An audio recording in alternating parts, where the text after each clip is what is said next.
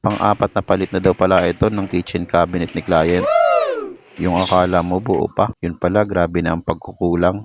At ito nga, yung bumungad sa amin nung giniba namin yung parting baba ng kitchen cabinet.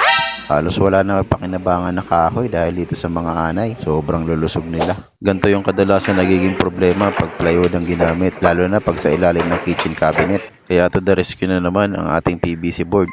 Siguradong hindi na to aanayin unless kung mag-upgrade ang mga anay. At ito nga po, at tatapos na rin namin ang installation. Di bali ni-retain lang ni client ang kulay at ibang details ng kanyang kitchen cabinet. At si client na rin ang pumili at bumili ng formica. Yun nga po, at ang materials na ginamit namin dyan ay PVC board na. At stainless na rin po ang hinges.